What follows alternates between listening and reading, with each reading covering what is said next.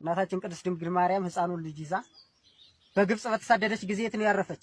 ጣና ቂርቆስ ገዳም ላይ 3 ወር ከ10 ቀን ወይም 100 ቀን የተቀመጠችባት ቅድስት ሀገር። አሁንም ድጋሚ ክርስቶስ በተሰቀለ ጊዜ ግማደ መስቀሉ ወይም በቀኝ በኩል ያረፈበት ሰሜን በኩል ያረፈበት ዛሬ ያለ ነው ግሸን ደብረ ከርቤ። ኢትዮጵያ የቅዱሳን ሀገር የምንላት ለዚህ ነው።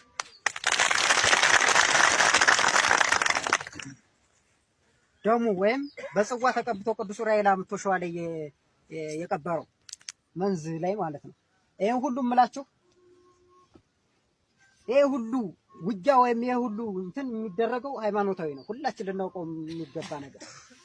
ይሄን ሃይማኖት ደግሞ ልናጠፋው የምንችል አማራ የሚባለው ነገድ ለእምነቱ ሟች ስለሆነ በተለይ ጎጃም ብሎ ያነጣጠረበት ለዛ ነው እና ብንሞትም የማያስፈራን እኔ በራሴ ብሞት የማልፈራበት ሰማዕትነት ስለሆነ ነው።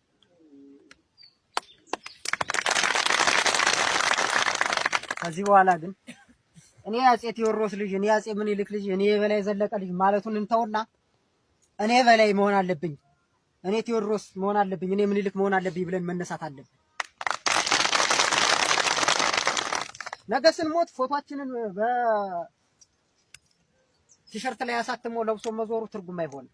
በቃ እያለን በቁም እያለን ነው መተጋገዝ ያለብን። ይሄን የጋራ ጠላት ማሸነፍ ያለብን በቁማችን እያለን ነው። ግዴታ ሰው ለመምታት ወይም ጠላትን ለማሸነፍ መሳሪያ ይዞ መውጣት አያስፈልግም። ፈሪዎች ናቸው፣ በደንብ እናውቃቸዋለን። በሽመል በድንጋይ ነው የሚሮጡ። ኦሮሞን እኮ በስርዓት እናውቀዋለን።